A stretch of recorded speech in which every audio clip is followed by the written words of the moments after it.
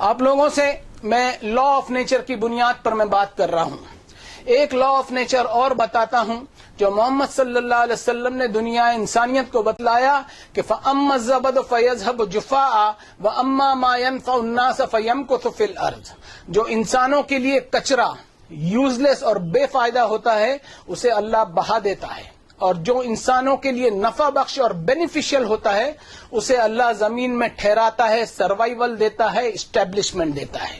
یعنی ہمیں اس دنیا کے لیے یوزفل بننا پڑے گا، تبھی کہیں جا کر کے ہمارا سروائیول ممکن ہے.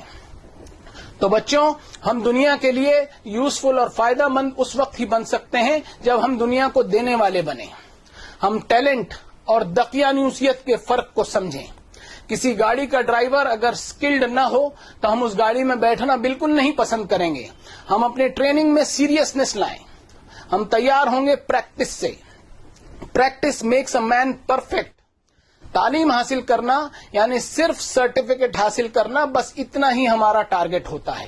میں آپ لوگوں کو بتاؤں کہ سرٹیفکیٹ حاصل کرنے والے جب انٹرویو دیتے ہیں تو صرف 10% لوگوں کا ہی پلیسمنٹ ہو پاتا ہے.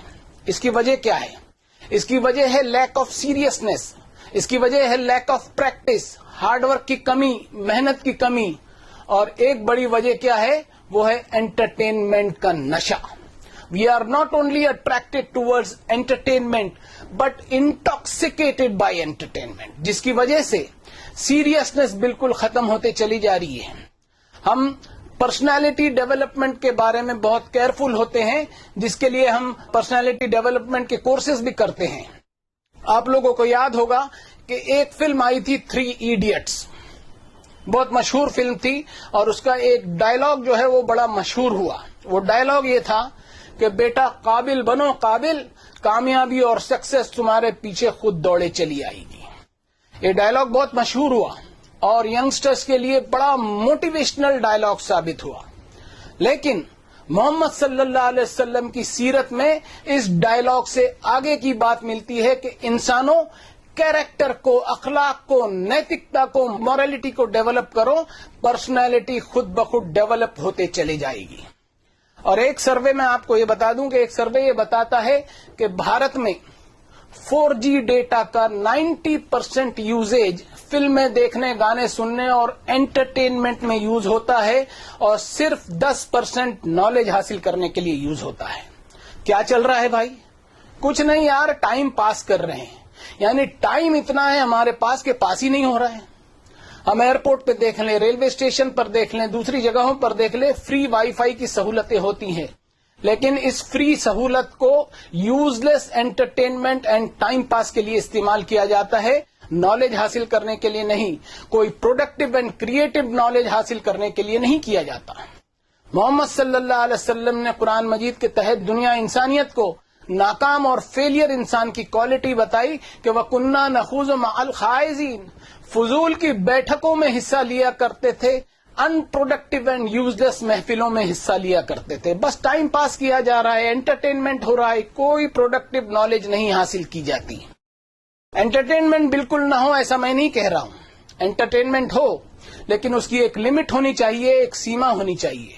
ہر چیز کے 2 پہلو ہوا کرتے ہیں، ایک پازیٹو، دوسرا نیگیٹو. ایک مثال دیتا ہوں کہ اگر ہمیں مٹھائی بہت پسند ہے تو اسے بھی ایک لمٹ کے اندر رہتے ہوئے کھانا ہوگا، ورنہ ہمیں ڈائبٹیز ہو جائے گا، جو مٹھائی کا نیگیٹو اسپیکٹ ہے. ویسا ہی over usage and negative usage of mobile phones نے ہمیں انٹرٹینمنٹ کے ڈائبٹیز میں ڈال دیا. وقت اور زمانہ یہ اللہ کی دی ہوئی ایک ایسی نعمت ہے کہ دنیا میں آنے کے بعد ہر انسان کو یہ نعمت حاصل ہوتی ہے. اور یہی وجہ ہے کہ سنسار کے مالک نے اپنی کتاب میں وقت کو بہت اہمیت اور امپورٹنس دی ہے. اب کامیاب شخص وہی ہو سکتا ہے جو ان کی اہمیت کو سمجھے اور ان سے سبق اور عبرت حاصل کرے. وقت کی پابندی جو ہے وہ بھی ایک مورل ایٹیکیسی میں شمار ہے، لیکن ہمارے بھارت میں وقت کے پابند آدمی کو فرصتی آدمی کی اپادھی دے دی گئی. نماز جیسی ایک اہم عبادت کو وقت کے ساتھ جوڑ دیا کہ انسانوں میں وقت کی پابندی آئے اور ان میں ٹائم مینجمنٹ کی صلاحیت پیدا ہو، جس کے بارے میں فرمایا ان الصلاۃ کانت علی المؤمنین کتابا موقوتا. بے شک نماز جیسی اہم عبادت کو ایمان والوں پر وقت کے ساتھ ہم نے مقرر کر دیا.